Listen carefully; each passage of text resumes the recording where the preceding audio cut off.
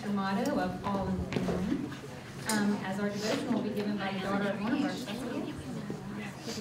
While walking around Clarkson Hall or elsewhere around campus, our fifth grader may only be known as the daughter of head of middle school, Danette Morton. However, here in Love Hall, Chelsea Morton is one of our fifth grade leaders and known by her own accolades. Chelsea is an active member on the robotics team. Congrats to her and all of the other Wildcats for such a wonderful run towards the championship this year. Chelsea is also a booming member of the lower school band, and outside of school she loves to read and do gymnastics. I used to think that those two activities were mutually exclusive until I saw my daughter, actually who is a gymnast as well, doing her nightly reading in a handstand. Only a mom of a gymnast can relate to that. They're constantly upside down. But without further ado, please join me in welcoming our tumbling wired cat, Chelsea Morton.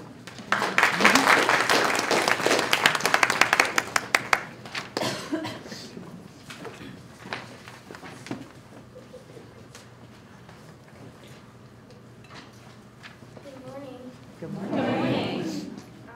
So, as you heard, my name is Chelsea, and I am in Miss Plunkett's 5th grade homeroom, and very soon my classmates and all of the other 5th graders will be moving on to 6th grade, and a lot of people, when they think of middle school, they think like drama and a lot of homework, and this year they've changed it, and we don't change classes, so for me it's kind of nerve-wracking, and I know that I've been through the middle school a lot, but I've been lost before, and it's sometimes really scary. And also, I've heard that you have to have the right size binders for, I guess, different classes. And sometimes you go to the store and they have all these binders but the one you need, and it's like, really, I did all this for nothing. And for me, having my mom as the principal, I guess would be a little bit scary. I mean, it'll probably keep my behavior under control, so I won't end up with her in her office. But I feel like middle school will be like a treasure hunt, and I have this devotion book, Jesus Calling. And so the devotion for today is the treasure hunt. And so I'm just going to read this. Did you know that you are on a treasure hunt? It's not a hunt for a prize, a bag of candy, or even a pirate's chest full of gold. It's a hunt for me. I'm the treasure. I've given you the map of my holy world to follow, and I've given you my spirit to guide you. The road you must take is not an easy one, but the treasure is worth it. All along the way, I am waiting to give you the jewels of blessings. Hardships are the part of the journey too, just as they are with any great adventure. But don't be afraid, I am with you. I will give you strength, and I will fill your heart with joy that will make you sing. And at the end of your journey is the greatest treasure of all, eternity with me. So that I really liked because it really expressed what I felt middle school being, and I'm going to go off of this devotion to help me through middle school because I know that he's going to guide me through everything. So, thank you.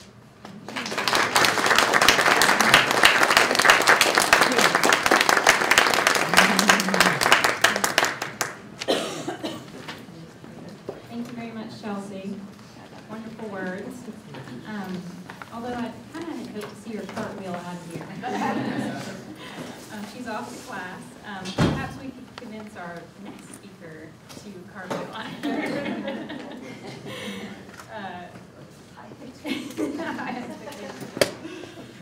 In all seriousness, though, that was a really wonderful devotion. A perfect lead into what we are all focusing on this morning. Today our meeting is centered around the theme of looking towards the future. When we return to school in January after the holidays, we're often thinking about nothing more than returning to our usual routine, getting back into what we had previously done the last semester. January passes, and here we are in February. Some of our fifth graders have already begun wishing for the end of this year to come faster so that they may jump right into their next big step. And yet some may still be clinging on to what they cherish here in the lower school. Familiar faces, familiar routines. I myself am very much a person of living in here and now. I am still enjoying all of the day in and day out duties and activities that I get to be a part of through the service that I have with Paws in the lower school. Sadly, actually, it is time to push my thoughts a little further into the future and begin to establish the transition of leadership for the 2016-2017 school year. My president-elect, Denise Hendricks, and I would like to announce the launch of our Paws in the Lower School Executive Committee and Parents Council nomination process. I know, it's hard to believe that it's already here. We're very eager, though, to find out what parents are passionate about and where we can connect them with other parents that are passionate about those same interests. Lots of folks have already been asking me if I can't wait until the end of this year, and I say, no, not really, honestly, not really. I've loved being a part of Paws in the Lower School organization. I found this year to be just a wealth of information and enlightenment into the daily processes that go on behind the scenes. It's really been a year of solidifying friendships with people and an explosion of new friends that I've just met this year. I've never felt so connected with the faculty and staff, and I'm honored to be able to have seen the wide range of moments and activities occurring across the grades, not just in my child's. It's really special for me to be able to walk through the building, and my daughter's in 3rd grade, and then know people in pre-first, first, second, fourth, and 5th. So that's really been a gift for me. I highly encourage each and every one of you to nominate yourself or nominate a friend. I realize that a lot of you all are 5th grade parents here, and you're thinking, oh, 5th grade, I'm out of here. And some of you are. I know my VP of events, Joanne Carabillo, this is her last year in the lower school, and she can't help us next year, but if you are a parent of a 5th grader and you have younger ones, please know that you are the leaders in our school. You guys are the front runners because you have a depth of experience, you have connections, and you have perspective. And that's what we're really looking for. So please be on the lookout in the weekly parent update, and we'll connect you to a link. We're going to try to make it really easy this year, an online link. It'll all be secret. You can nominate yourself. No one can see that. They won't be able to see if you nominated yourself or you nominated your friend. You still don't want to do it, get your friend to nominate you. We would love that. So please, I encourage you to do that. And now, back to those cartwheels. Maybe if we clap loud enough, we'll give it a go. No, let me transfer the mic over to our first guest speaker, our Westminster president.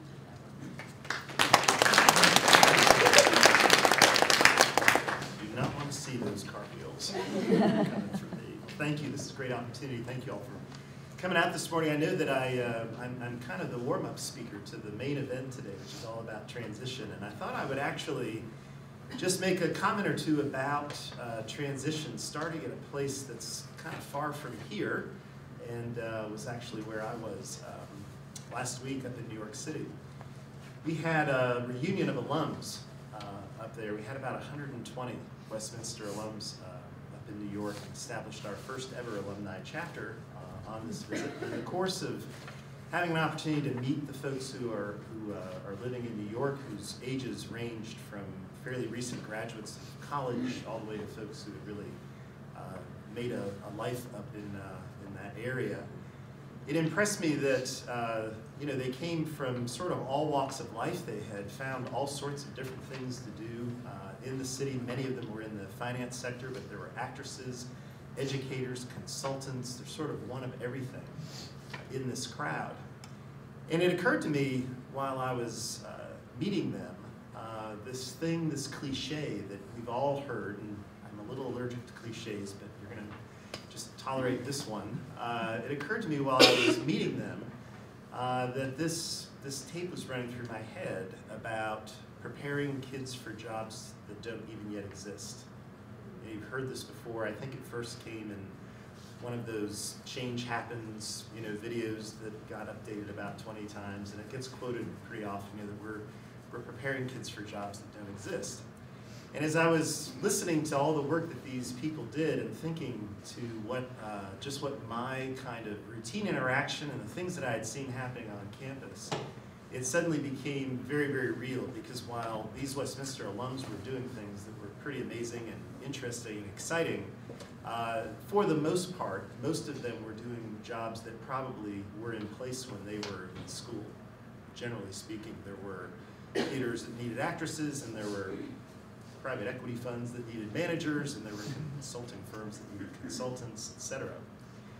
But I was thinking back to the week or two prior and since the time that I was up in New York, and I was remembering being in a Jan term class where the kids all were given a laptop, and they were asked to infect the laptop with as many different kinds of things that could mess up a laptop as possible. And then they swapped laptops, and they had in teams to actually take the laptop apart and fix it and put it back together again. And I happened to walk into this class as the first group that was finished and had an operating computer, had gotten it back together again, and was taking a picture, of course, with their iPhone. Talk about things that didn't exist when all this New York imagine. Take the computer apart, fix it, and then take a picture of it with your iPhone. So, not too long before that had been in the middle school innovation lab, where we were talking with kids who were prototyping all sorts of different new products and working in middle school robotics in that really fantastic new space. And kids who were showing off the things they were doing.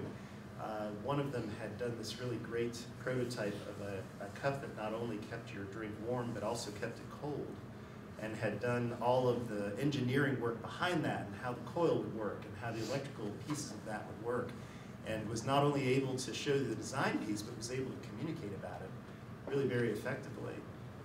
And then just actually last week, many of you all who are fifth grade parents probably remember a field trip that your kids did as fourth graders, where they went to Intuitive Surgical. Is this familiar to you? Mm-hmm. Yeah, so I accompanied a couple classes on this field trip. This is a place not too far away that has built the Da Vinci surgical robot, right? And this robot does practically a bloodless form of surgery, if you will. And the kids had gone up, and they got the chance to actually use all the simulation instruments. They were cauterizing veins and resecting bowels and all sorts of things like that, in addition to picking up rings with the surgical instruments.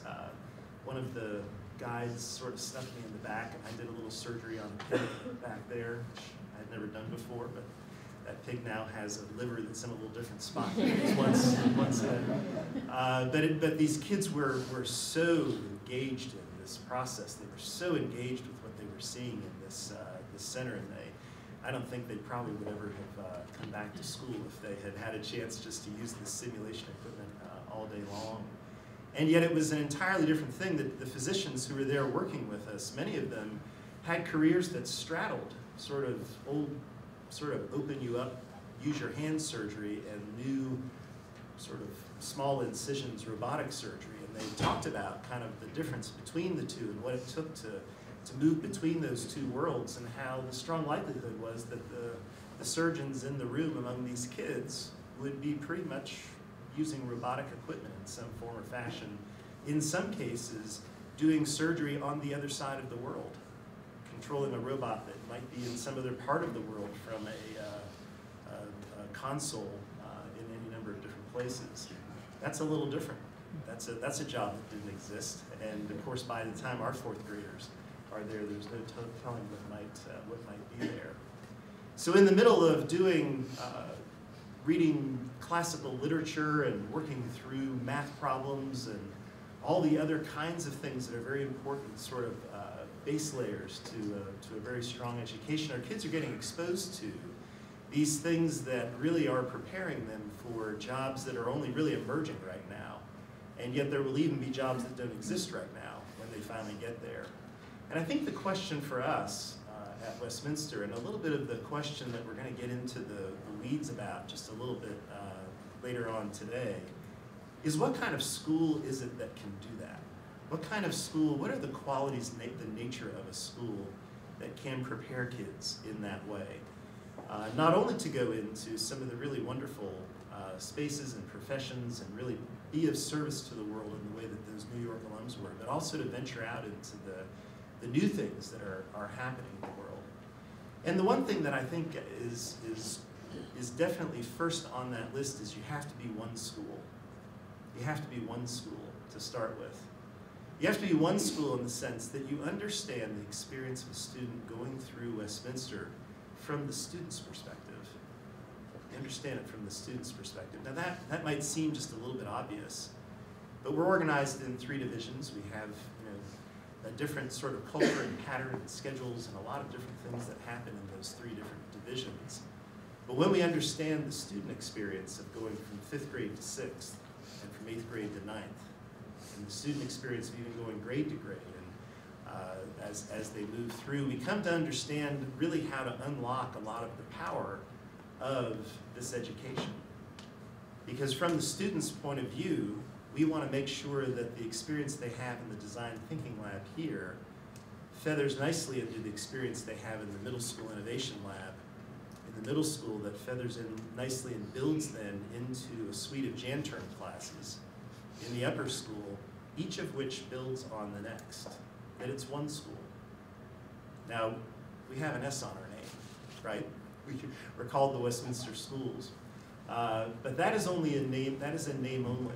That is, we are in fact one school. We work every day to think about how we can unlock the power of this continuum of grades and these 3 divisions that have their uniqueness to them, and they need to have their uniqueness. They're working with different phases in life of a child's life. But how we can make sure that those experiences build on one another, ultimately to make sure that the things that we're doing to prepare them for those jobs that don't exist yet, in fact, are as effective as they possibly could be. So you're going to hear from Whit and Danette a little bit about this transition from lower to middle school, which is a really important one, and it's one that Whit and Danette have worked on intensively over the last couple of years in a way that I think has improved that experience. They've seen it from the student perspective. The 6th grade advisors have been deeply involved in that, and I think we're getting better and better at those transitions, and we will get better and better at them as we go, as we think about that one school model. And so I'm going to actually hand off to them now, and because they're really the stars of the show, but I do appreciate a minute to say good morning to you all. It's not snowing hard enough to call off school. Don't hear it from your kids. I heard it all just walking over here as like 2 flakes, and my middle schoolers lobbied me before I could even get here. But, enjoy the morning, and I'm going to hand off to Whit. Whit.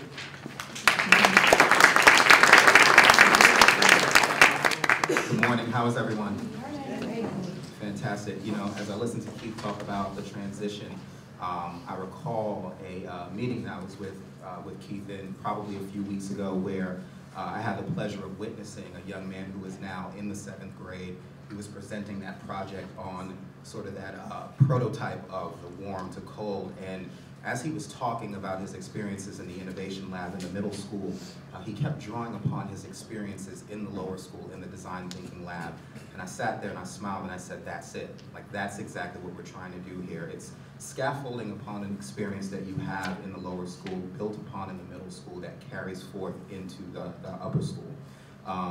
Many times I have conversations with parents about, you know, are children going to be prepared for the middle school? And it's interesting, I don't think that it's the job of the lower school to prepare students for middle school.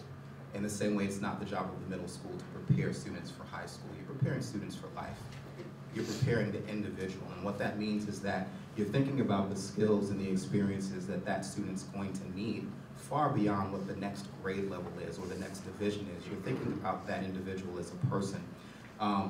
When I think about my work with Danette, I think about the fact that when we have our conversations about what does it truly take to have a seamless transition from 5th to 6th grade, we both acknowledge that it's as much about looking ahead as it is looking backwards, right? Think about building a bridge. When you build a bridge, you have to build in from both directions. And as a lower school, we're constantly thinking about the things that we need to do in order to make sure that our students are better time managers, have better organizational skills, better executive functioning. And then kudos to Danette and her team. They're looking back and they're saying, what are the lower school experiences that are happening that we need to be prepared for? So that when we're saying that our pre-first through fifth graders are doing project-based learning and design thinking, what does the middle school experience need to be like in order to make sure that they're bringing those skills up to the sixth grade and beyond? My work with Danette has been a fantastic journey. A lot of great conversation about things that need to change and things that need to stay the same.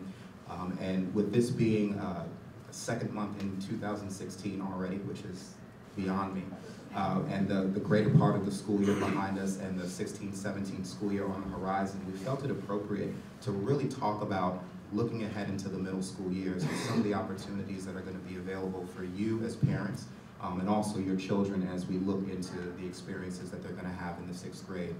When Chelsea Morton was up here earlier, she talked about having the right binder, the right size binder. And a lot of times with schools, we talk about the right fit. And what I can appreciate about middle school is that they work endlessly to make sure that it's the right fit for every child, regardless of what they bring to the table. And kudos to Judy Gale, Scotty Jones, who will be losing after this year, and my good friend, Walter Dupriest, former lower school art teacher who brings not only great experiences from the lower school, but also great experiences that he's having in the middle school, is going to do a fantastic job filling that role. We thought it'd be a great opportunity for you to get to know them all and for them to talk with you a little bit about what the road ahead is going to look like. So without further ado, I welcome Danette and her illustrious team.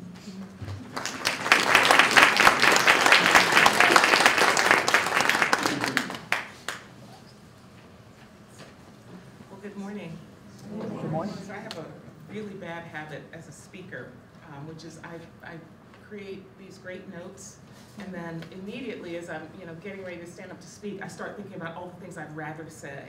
So I don't know, I'll probably do a combination of kind of what I prepared and other things that I've thought about just while sitting here with you all.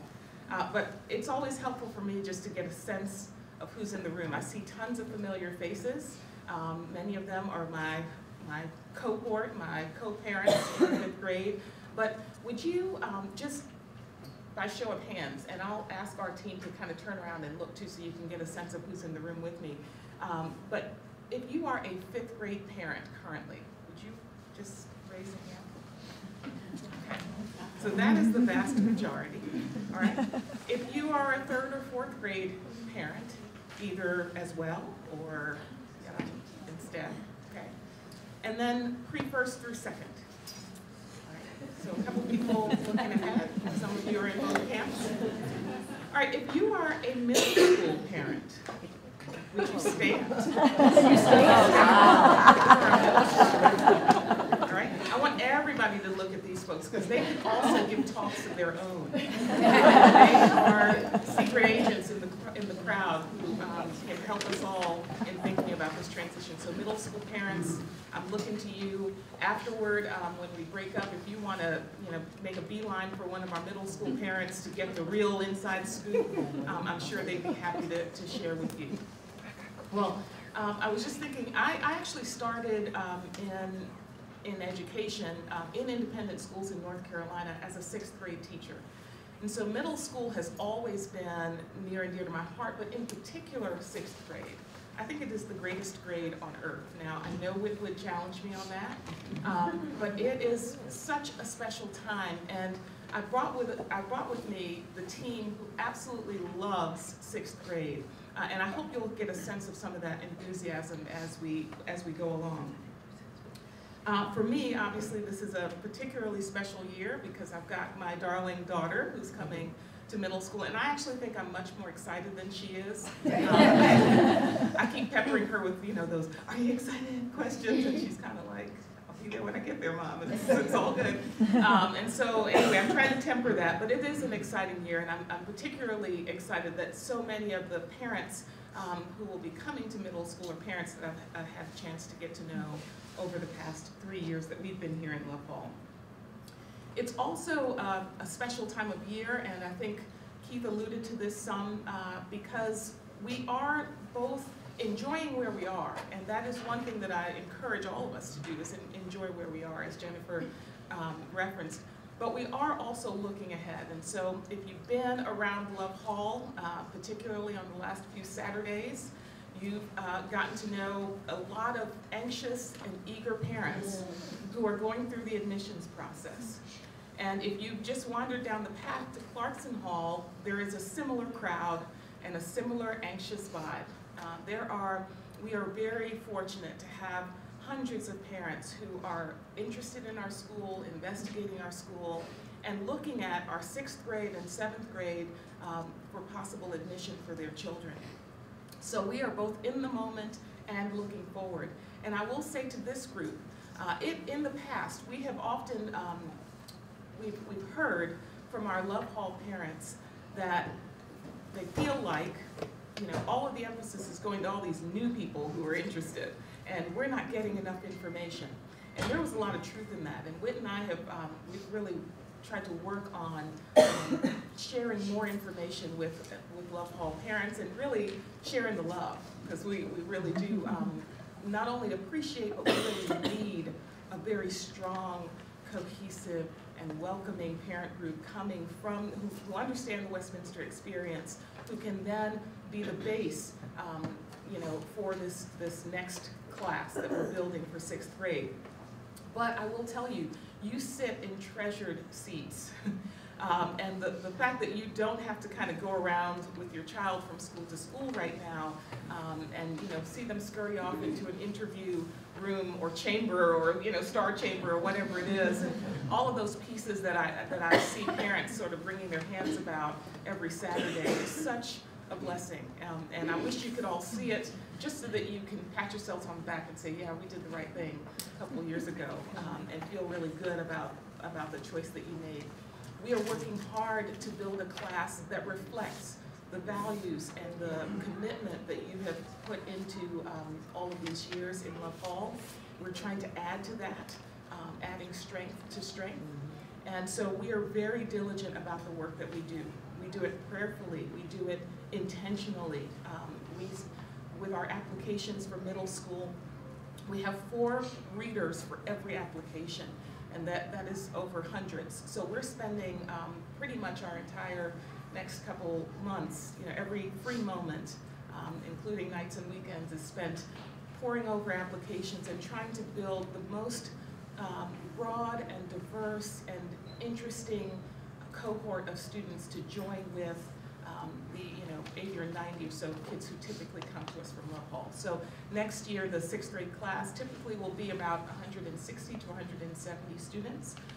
So it's a big shift. I will say that for our Love Hall 5th graders, it's a really exhilarating shift. I mean, to have been, many of them have been here for 6 years now, and to be able to kind of have a new experience for middle school while still having all the comforts of home is a really nice mix. And that's really what they get when they come to 6th grade. They get all the comforts of home.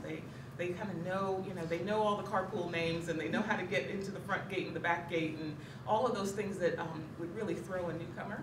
And yet they still get a bigger school feel. They still, get a lot of new classmates and a lot of new opportunities. So be excited about that. I know that you're also anxious just about middle school, but there's a lot of goodness to come. In middle school, we are, well, I do want to say middle school goes by really quickly. And I don't know that you can fully appreciate that when you're sitting in, in kind of the comfort of Love Hall.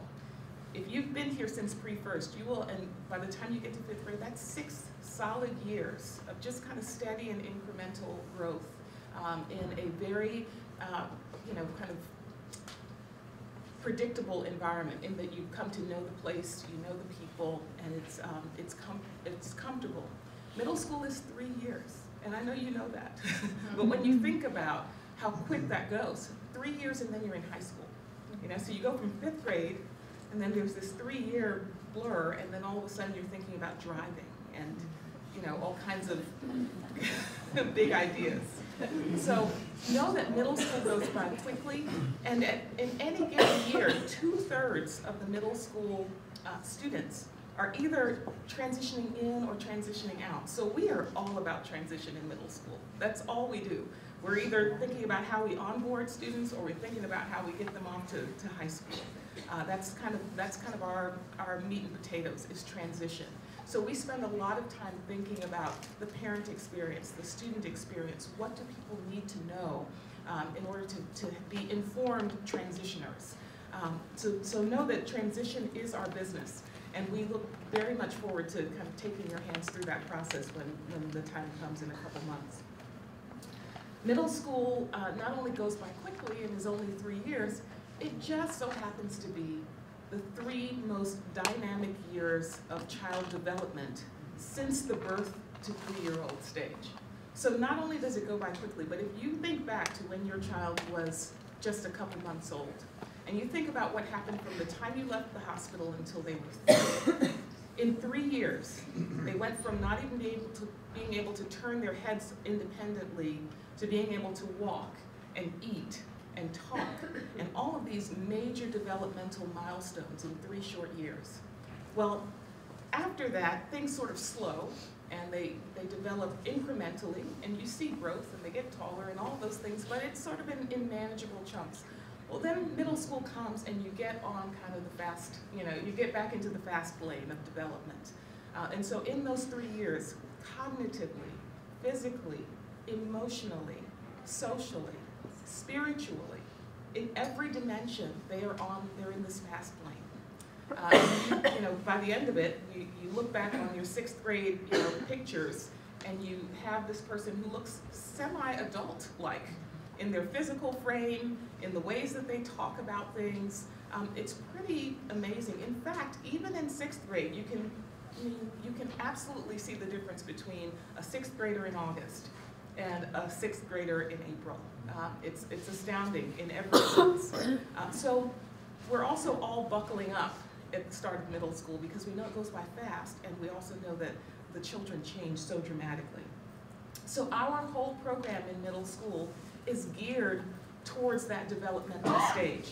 And we spend a lot of time sort of talking parents off ledges, and talking children out of holes or up to their desks, because it is such a kind of tumultuous developmental time. We really try. We work the muscles of executive functioning, and this is probably the area that drives parents the most batty, right? Because you've been there and done that, and you've figured out your organizational systems. And if you just had a paper planner and wrote all these things down in your daytimer, then you'd get this done. I mean, you just want to give it to them and make it happen, because you're the one seeing the things that are kind of rolling out of the car when they open the door, and out of the backpack, or you happen by their locker one afternoon and there's a smell coming out of it that you can't detect. And so but middle school is the time to really just let that kind of happen, to really test that. And it doesn't mean that it's not without support. It doesn't mean that it's not without a whole lot of backroom sort of magic on the parts of adults. And that's what the grade chair team, our advisor team, is there to help you with. But just know that kind of executive functioning testing, if you will, is what middle school is all about. We want to kick those tires as much as we can. And so yes, they change classes, and they've got to find their way around a fairly large building and get to places on time and with the right materials. And while we would all love our child to be the one who has the color-coded binder system on day 1, who never loses anything, who has everything turned in, et cetera, the reality is, if that were the case, we probably wouldn't need middle school. We could just go from Love Hall up to high school and be done with it. But they all need it to some degree. There are a few of them who sort of came out of the womb color-coding their onesies or whatever, but most of them really need these 3 years. And so let's not rob them of that. We'll all sort of, you can have your beverage of choice in the evenings, but we'll make it. We always do. Another thing that we do in our program to really amplify this middle school developmental time is we give students an incredible amount of voice in the middle school program. And we try to build in as much choice as we possibly can as well. In terms of voice, you know, when I'm sitting with Whit and Jim Justice in the upper school, it's always, you know, I always chuckle because the lower school always has these really fantastic programs, right, that they've, you know, Black History Month or whatever the case may be, and they'll, you know, Whit will roll out, well, hey, Whit, what are you doing in lower school? And he'll have, you know, some 5-point plan that sounds, you know, so fantastic, and, you know, you all know what you've come to expect here in middle school and in lower school. And then in upper school, you know, they've got high schoolers running the show, and they're, you know, not as slick as Whit and his team, but pretty close. And then in middle school, you know, we try to let the kids come up with, you know, a lot of the plans. And so we'll have like a petting zoo thing going on, or, you know, whatever they've come up with that, you know, is kind of within fire code and all of this. But we really do try to let them have opportunity to lead, to practice leadership. And we do a lot of guiding, and, you know, sometimes we have to sort of help them to see our idea as their idea. But for the most part, we try to give them as much voice as possible because we know that it's a safe environment to try things and to fail. Or to have a good success. Now, you know, we don't ever want a child to be embarrassed in front of a large group, so we try to couch those things so that, you know, it's manageable and it's all healthy, and at least in good fun. But voice and choice is a part of the middle school rhyme, or, you know, kind of part of our intention. So we get all kinds of offers, for example, from parents with great ideas for service. You know, I'm parent A, and I'm on the board of this nonprofit, and it would be great if the middle school could all join in this particular activity. And sometimes it works out that we can do those kinds of things, but more often than not, we have to, you know, kind of very respectfully decline, and, you know, with all grace and gratitude, because we really want the students to come up with these kinds of ideas. It robs them, every time we as adults come up with an idea, we sort of rob them of an opportunity to have an idea come to fruition. So a lot of our program is geared towards, again, giving students a lot of voice and choice. The opportunities, extracurricular opportunities, really open up in middle school. In 6th grade, students can practice with a lot of the sports teams. They can't compete, but they can practice with several of them. And then in 7th and 8th grade, you know, they get the full slate of athletic opportunities at Westminster that opens to them at that time. This also means that they spend a lot of time practicing balance. You know, how, in fact, our whole theme in middle school this year is balance in every respect. So we've been talking to students about what that means from their perspective, where they feel challenged to balance, and how do they work towards balance. Not that balance is something that you sort of achieve and hold on to, but it's something that you're always striving for, and you're always sort of self-assessing in various, you know, aspects of your life. Am I in balance or out of balance? What can I do to try to move towards more of it? Then there's just the increased independence in the middle school program. So in middle school, students, they check in the morning, either with their advisor or with their grade chair, and then they can kind of hang out for a little while at their locker, talk with friends. They could go see a teacher. They could go to the bookstore and, you know, get some index cards or whatever it is that they might need. And then they are responsible to get to their first class and their second class, and to get themselves to lunch, and all of those parts and pieces of independence. Now, what they don't always realize is that there are very few times in the middle school day when they are not accounted for. They have 5 minutes in between classes. So there are 5 minutes where they could go AWOL. But, at the end of those 5 minutes, somebody's going to be looking for them. But just that sense that, wow, I'm leaving this class and I'm heading to my next class, and, you know, the world's my oyster. I could do anything for these 5 minutes. Is a sense of freedom that they need. They need to begin to exercise those muscles because, again, remember, 3 years and then they're, you know, thinking about the driver's license. And so we begin to build more and more of that independence into our program. We build self-advocacy skill development into our program. So we try as best we can not to solve problems for our middle schoolers. Now again, there's a whole lot of adult support that goes on behind the scenes, and that includes parents as well. But as much as we can help them to learn to solve their own problems, so, Mr. DePriest is really, being unfair. Well, Scotty may have the conversation and, kind of talk him through that and say, well, why don't you go talk to Mr. DePriest? What are you going to say? All right, what if you tried this tact? And then come back and tell me how that went. And so we're always trying to get them, again, to build those muscles of self-assessment, self-awareness, and self-advocacy. So again, these are all parts of the middle school program, and there are many more, but I wanted to give you some examples of how by design we're trying to help students capture this rapid development and kind of live into an older version or a more mature version of themselves. What I do want to say to parents is, again, I think all of us have this gene where we sort of wish that we could fast forward and not have to go through the messiness, of kind of, if you're a girl mom, the social dynamics may be, giving you a little bit of a tremor, but honestly, it is an absolutely necessary part of development. How many of you would love to go back to middle school?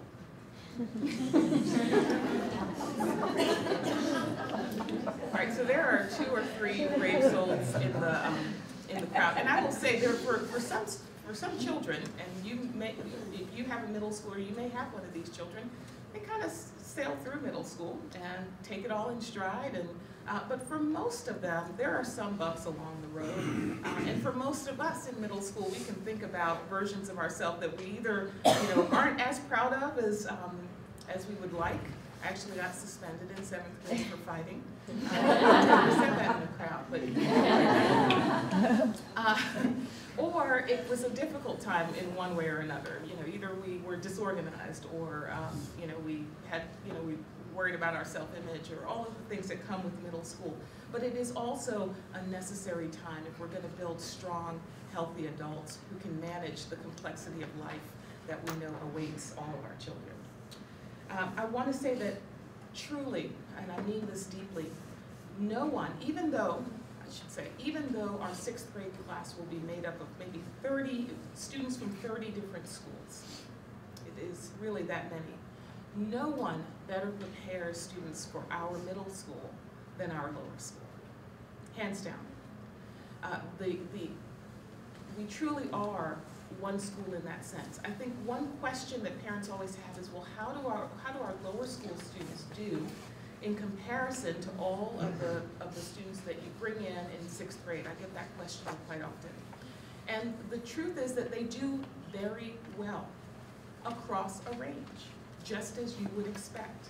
In fact, our lower school is the range. It's the framework that we use when we are looking at our new applicants. So we kind of know what our class is like. We know the range of students that we can serve well based on what we do here in Love Hall. And then we're looking at new students to see, do they fit within this range? Will they add to and amplify this class? We don't need all extroverts. We don't need all class presidents, but we want kids who are going to join in and really benefit from and bring gifts to the class that we already have. So know that we base all of our admission on our current 5th grade class. That said, or on our I would say on our lower school, because that ebbs and flows a little bit from year to year. I will say that across any particular metric, so let's take reading, for example. We know that in our lower school, or in a typical 5th grade class, we're going to have students who are out the wazoo, really strong readers. They love it, and they read at very high levels. And we have students for whom that's probably the greatest area of challenge for them. But it's not across the board. It may be that in math or in some other areas they're very strong. But on the reading metric, there's going to be some sort of a bell curve, we'll say. In middle school, that is represented as well. So we'll see in reading, we'll see Love Hall students, and I hope y'all don't mind me using that term, but it helps me to differentiate, who are, you know, at the very top of the reading spectrum in middle school. And we'll see some who are still, for them, that's not their love. I mean, that's still the thing that they're probably most challenged by, but not so challenged that they're not a great fit for Westminster. But within the range of students, we're going to see students from Love Hall fitting across that bell curve. I think there would be something in the water if, in fact, all of the Love Hall students were kind of, you know, the very top, and then all of the newly admitted students were at the, you know, the bottom to second half. It wouldn't make sense. We either would not be doing our job in admission, or WIT would be, you know, slipping something into the children's water. But the truth is, on whole and on average, our Love Hall students do just fine in middle school. They are well prepared, and you can trust the information, the feedback, the reporting that you are getting from your 5th grade teachers and all the teachers before. I think in general, there aren't very many surprises when students come to middle school. If there's something that is a challenge in middle school, WIT could probably, you know, tell you what that's going to be, or your 5th grade teacher could tell you what that's going to be ahead of time. You know, so we don't expect any surprises, and in fact, we expect that our students will do very well. Not only that, though, the amount of interaction that we have with Love Hall, we really, when we're thinking about building a 6th grade program, we're thinking about building it on, you know, following a 5th grade program. And in particular, we're thinking about it following our 5th grade program. So it is the basis upon which we build our program in middle school. So there is no better preparation than to be right here in Love Hall. I will say that additionally, it's been so gratifying to see the evolution of the Love Hall program. Even in my short time at Westminster, I'm in my 4th year. Many of you have been here much longer, but Whit and his team have really built a program that is very nimble.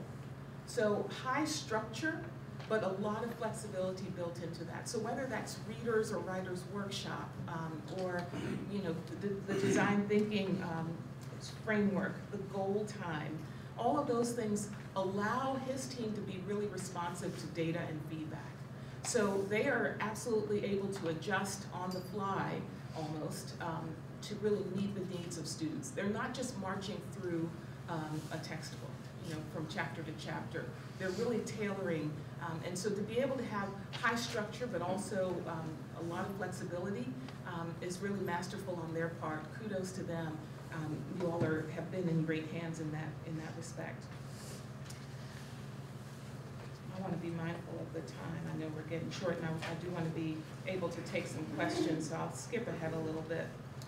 Just to give you a sense of some of the things that you can expect to see kind of as continuing threads as you move into middle school over time. This year, we follow the lead of the lower school in our standardized testing. So if you have become accustomed now to the ERBs or CTPs, either of those acronyms sort of go together, we have continued that now into 6th and 7th grade. So that means just from a standardized measure, you'll have, you know, sort of several years worth of data that, you know, that you can use and that we can use to think about areas for growth for your child, areas of strength. We have been working to think about what design thinking looks like in a middle school context, and we've been really fortunate this year to be able to build out our innovation lab. If you haven't had a chance to see it, I'm sure you will sometime through this spring, or if you're not a 5th grade parent, just come on by anytime. But we're taking the design thinking methodology and then moving it into projects going on in middle school. So we don't have a design thinking lab that students go to, but design thinking shows up as a way for us to solve problems in middle school. So our 8th grade, Keith alluded to our Shark Tank class. We took our standard economics class and turned that into this concept of a Shark Tank, where students are taking a problem that they find in the world and then trying to solve for that problem using design thinking methodology. We then invited alumni back as our sharks, and students were able to pitch their ideas at the end of the semester and get feedback from kind of real world folks who also know Westminster very well. And it was an exciting pilot for us this first semester. It went extremely well, and so we're looking at how we scale that up and tweak it, kind of iterate to make it better. But we're also looking at how we build opportunity into each grade level for all students, not just to be in the innovation lab, but to have integrated studies in the life of of their year or within their year. We have a cohort of teachers who are working on building out that program. We have 2 teachers who are in our innovation lab who are helping to support that work, and it is just growing exponentially. In fact, those poor 2 teachers are saying we cannot meet the demands of our faculty who are coming up with ideas left and right of things that they want to do. Just recently, our band was in the innovation lab making instruments using technology and also found objects, turning them into instruments, including carrots into flutes. And so, everybody's got great ideas, and now we're just trying to harness all of them and get them up and running as quickly as we can. But it's an exciting time to be entering into the middle school because that area of our program is just going to continue to grow, and we're going to get better and better at it over time. We're always adding, we're always looking for good feedback and looking for ideas for our 5th grade families. I don't know if there's a password for that, but there are a couple of upcoming opportunities, dates that we have invited you to that we hope that you can attend, where you can begin to really think in earnest about, there we go, where you can begin to think in earnest about the transition to middle school. You've still got some time left. We try to get to you a little bit early, just when we think that maybe you're going to start kind of having an eye towards the future. And I hope today, more than anything, we want you to know that we're thinking of you. We're thinking of your transition, and you can actually rest where you are and know that we're going to lead you every step of the way, and that we are more than available for your questions. So in April, your students, or the 5th grade students, are going to come and shadow in the middle school for a part of a day. They'll also get to come to lunch, which is always a big thing, because we have sweet tea, I think. I don't know if they get sweet tea in Love Ball. But there are a couple features that they always get crazy about. So they'll come in and shadow with us. And then that same, round about that time, we'll have a meeting over in Clarkson Hall for 5th grade families. It's also a time if you've never been in the building and would like to tour around, we'll have opportunity for that. Some of you were able to come to our open house, which was fantastic. If you weren't able to come to that, know that on April 19th, you will have a chance to see the space. And then at the end of that week, we actually have our registration night. And that's the first time that we bring the entire rising 6th grade class together. So by then, admission is complete for the most part, and we're able to bring all of the 6th graders and you as parents together in our big Oglesby space. So it's very exciting. It's, the kids are kind of checking each other out a little bit, or seeing friends that they know outside of school, and you get to start thinking in earnest about, what language you're going to continue or take in middle school. There are 4 choices: French, Spanish, Chinese, or Latin. And so you'll start thinking about that ahead of time, and also arts is another area of choice. Everything else is, you don't have to worry about it. We'll put them in math class, don't worry about that. All right, well, I want to take a moment to introduce my 3 friends here. Y'all would come on up. Judy Gale and Scotty Jones, for many years now, have been our 6th grade grade chairs. And they are a dynamic duo. There's no problem that they can't solve. They've got duct tape, gum, whatever, glue, and they just make it happen. Their offices are located in one of our locker commons areas, which is divided by gender and grade level. So in the middle school, we have a locker area for 6th grade girls, 6th grade boys, 7th grade girls, etc. And so Judy's office with a big window is right there with the 6th grade girls, and her door's open, and there were kids on the floor doing homework, and it's just a big in and out, and Judy's out there sort of, whipping up the crowd, because she's quite the rabble-rouser, Judy is. But they have been the front lines for parents. They're the person you can call and say, the treasured family pet has passed away, and my daughter's coming to school this morning and she's really sad, and I just want somebody to know that, and so Judy's the kind of person who's right there when she shows up, and is kind of helping to kind of divert attention. Oh, look over here, look over there, let's go, But so Judy and Scotty have played that role for a long time. We are most grieved, and I know Walter even joins me in this, to be losing Lori Jones and Scotty Jones this year to the Macaulay School in Chattanooga. Scotty is moving on to be the head of the middle school there, and he has been such an asset to our program.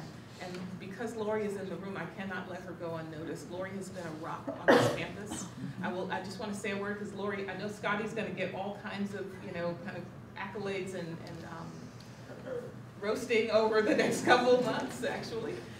But Lori is not often in these big venues. Lori knows just about every single student, 6th through 12th grade by name, and takes care of them with a mother's eye. I mean, she's the one who says, aren't you supposed to be in class right now? Why are you in here, get going?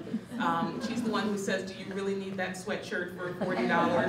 You should have washed your coat. Yeah, get going, deal with it. I mean, and yet she's also thinking about how we best represent our school, and how do we maintain a sense of cohesion and culture. And so, Lori, we're going to miss you tremendously, and this was not what this was about, but I just want to have a chance to say that.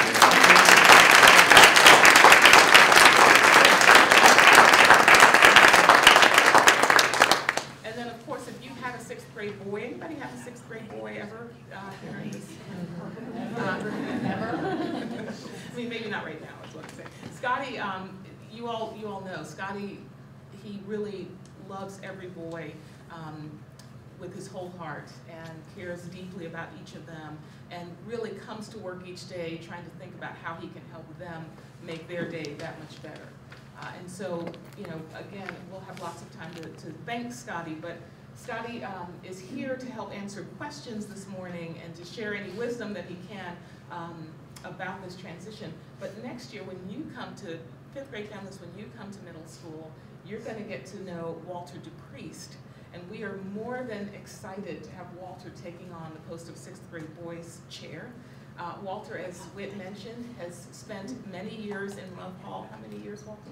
8 years. Okay, so 8 years in Love Hall, knows this place well, knows the faculty well, the culture well, the experience of students well, and then has been in the middle school for the past 4 years as our art teacher, Pied Piper, middle of the building rock, and expert advisor. He's really jumped into the middle school with both feet, clearly loves the age, is devoted to that age of students and boys and their development. And so I couldn't think of anybody more well suited for the 6th grade post, and he's going to be, I know it's going to be his honor to help welcome you all to middle school. So without further ado, I know that time is really upon us at this point, but if there are questions, burning questions, could we take one or two? Absolutely. Annette and her middle school team are new to our town hall structure, so take a minute to edify you a little bit here. So what we typically do, as you know, is we promise to answer all town hall questions either in person or via the parent update, not next week, but the week after, because it takes a while to edit the taping. So if you have any questions that are on your mind that are burning, if you can write them down on cards and pass them forward, we will try to answer as many as we can within the next 10 minutes, and those that we don't answer in person, we will for sure answer them via the weekly update. Take a moment to jot down your wonderful questions.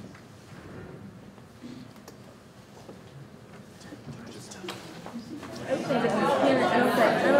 can hear me, clap once. You can hear me, clap twice. You can hear me, clap 3 times. Works for all ages. It does. Fantastic. So I think we're getting ready to answer our questions here, and I'll have Danette take the podium. Actually, introduce the First of all, we were saying up here, all 3 of us are parents, and how reassuring it must feel for all of you to be able to see this framework going into middle school. So, I'm going to take the first question. Can you give an overview of middle school summer school? Last year, Dr. Anna Moore designed one course that was a little bit different than the traditional fundamental and skill building in math and reading. And she asked 4 of us who taught in different disciplines to come in and teach a week and to try to build the essential skills that would launch them well. And we love teaching the course. We love getting to know the kids. The kids were eager because boom, boom, boom, there were all different kinds of personalities with different ideas. And so in addition to the regular middle school courses, you would get perhaps a Mark Cuthbert to teach math, and getting to know him, a little bit of how a regular math class is taught, learning about the building. There's so many advantages to this. Now, that being said, it's not like we're trying to say, come even if you think summer camp or vacation would be better. But it is a rock solid program, and when I teach in 6th grade, the kids will say, oh, I learned that in summer school. Oh, that happened in summer school. Or I'll take the kids to lunch because I learned how to get there in summer school. So perhaps that's the advantage. Can I just add something? Yes. Just so you know the format for summer school this year, it's 4 weeks, and it's a half day, so it's from 8 to noon. And in those 4 weeks, students have 4 classes. They'll take a math class, English, a computer-related class, and then study skills is the 4th class. And so they rotate through those for the morning. So that's kind of the format of summer school. And again, lots of benefits. I think for every child, transition is different. Some children transition very easily. Some really benefit from having kind of acclimation ahead of time and are able to come in with confidence. So part of it's thinking about your child. And also, you know, if you really have questions, to consult with your 5th grade teacher and get a sense of whether they would recommend that your child take summer school. It's not typically mandatory. And you know, you may have more thrilling plans, but it certainly is a great way to get started. All right, next question. Tell us a little about math classes. Math classes in 6th grade, are they all the same? Yes, they're all the same. And so when your son or daughter registers for classes, they'll have the options for the foreign language, they'll have options for the arts classes, but they're all put into a math class. And we have 4 or 5 6th grade math teachers who meet weekly in our PLCs and our PLT meetings, so those classes are kind of going along at the same pace with the same material and the same kind of foundations. Sometimes we'll have kids coming from Love Hall and they're like, well, we already learned this in 5th grade, and in the early part of the year.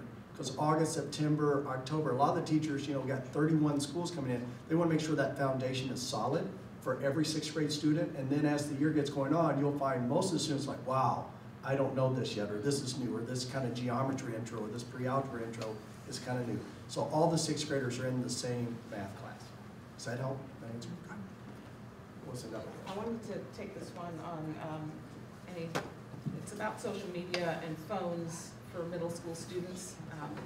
I couldn't read all of it, but there's a little bit about do's, don'ts, dangers, etc. This is one of my soapbox areas, so I'll try to really be brief. I will say that your students in 6th grade do get to take their laptops home, as most of you are aware. And we get parents who, you know, all parents I think should think about that. you don't have to be worried, but you should be thinking about that. Okay, so how does that change kind of dynamics at home, location of homework, et cetera, and what's the framework that we're going to set up ahead of time to be prepared for that. And we talk some about that as we kind of transition into middle school. But the piece that the school does not have really any reign over are cell phones.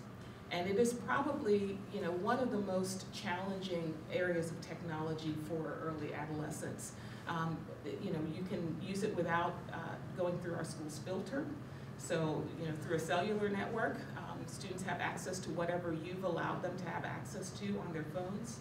So much of the devices that, you know, can cause social angst, whether it's Snapchat or WhatsApp or whatever the latest app of the day is, are iOS or cell phone based. They're not laptop driven functions and features. So a lot of the issues that, you know, you expect that we deal with in middle school around socialization and technology have to do with with cell phone use.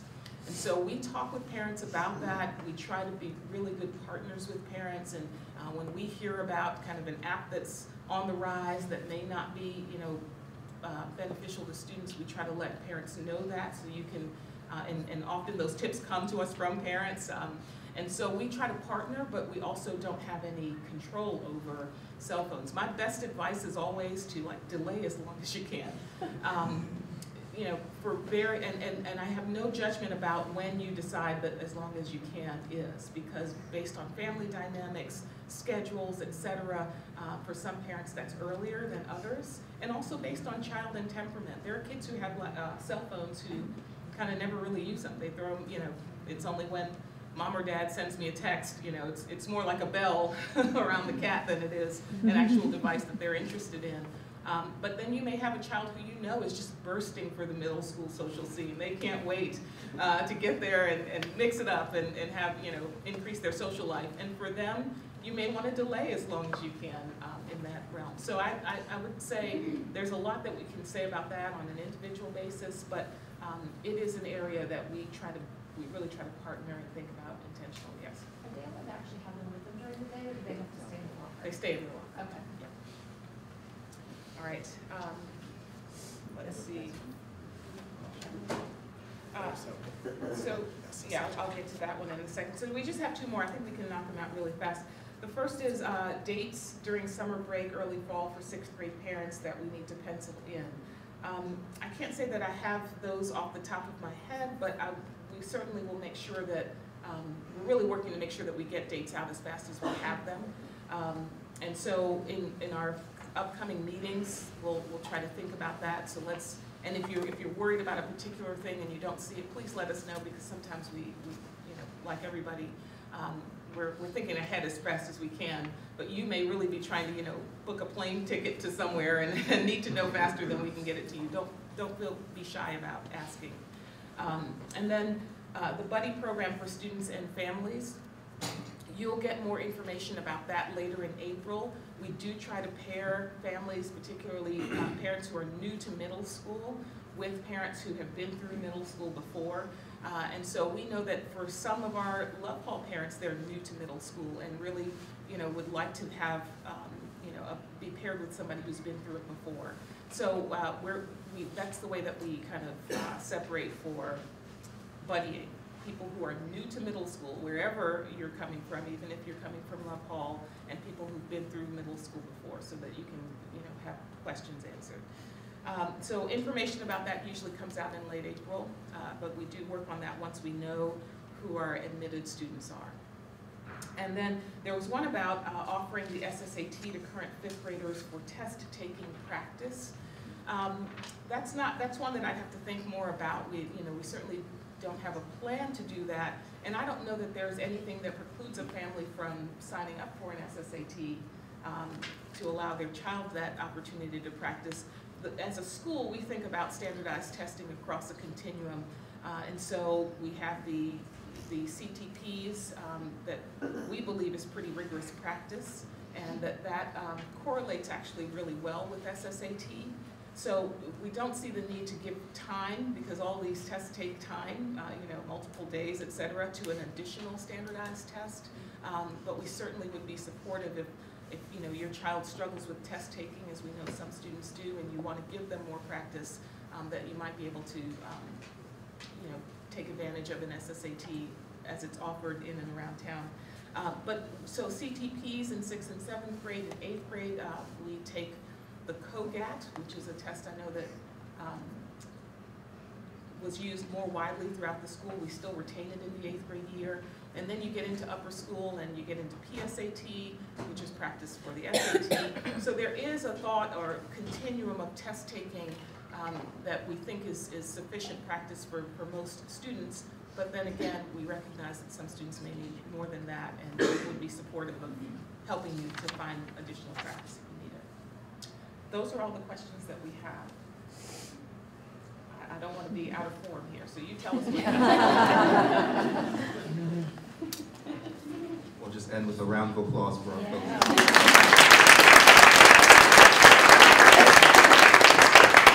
In a moment, Jennifer Brown-Payne is going to close us out, but I want to say a real special thanks to our middle school colleagues for all of your rich information this morning. I'm still trying to imagine in my head you in a fight in 7th grade. I got suspended in 6th. I was going to say it's a Brooklyn thing. It's a Brooklyn thing for sure. But thank you so much for coming up here this morning. We really appreciate it. Jennifer Brown, you can do the floor for the closing.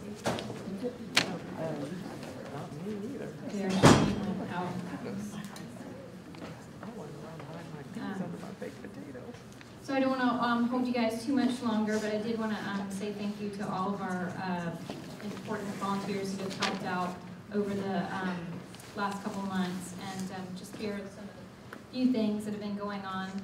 It seems like January and February is supposed to be like calm months. Not so much. We've had all the admissions, and anyone who has volunteered for admissions, thank you ever so much. We've had our hospitality chairs. Monica was here earlier helping out. Spirit Night was awesome. We had, I think, over 465 people RSVP for that. That was the biggest year ever. Our book club was really well attended. Shower for Shelters is going on now, and we have all of you have hopefully read the WPU and have our spring parent socials on your calendars. So more information about that coming from your room reps. We thank our room reps for working really hard on that. And just some dates for you all coming up. And also, I am a parent of a 10th and an 8th grader, both boys, so you all know that. I'm going to give you 3 pieces of advice about middle school. One, I have been through that building, Clarkson Hall, for 5 years. I still get lost. So just give that up.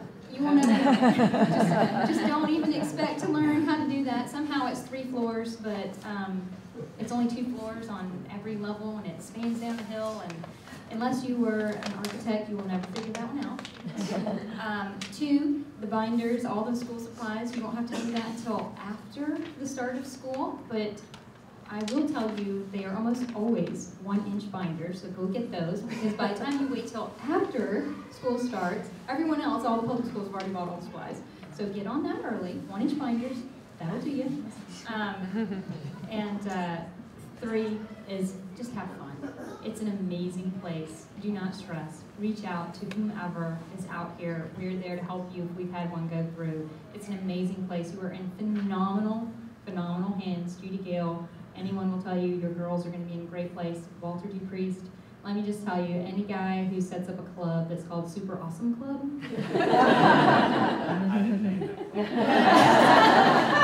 but you hosted it. My son went every day. So it's pretty cool.